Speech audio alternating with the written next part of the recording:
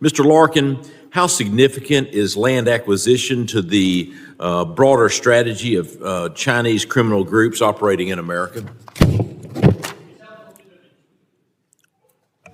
It's helpful to them in two very different ways. First, it allows them to use the property to grow illicit drugs, to process them, and then use that site as a distribution point. But it's also possible to do that in places that would allow them to try to use that area for spying on nearby facilities.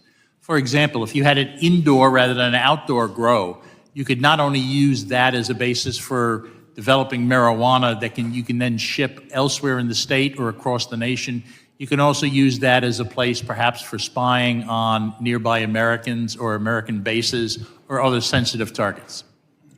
So it's a very dangerous sort of circumstance we have. The problem is federal law doesn't require in detail identification of all the different organizations, entities, companies, or people that have an interest in particular property. You can obscure it in that way.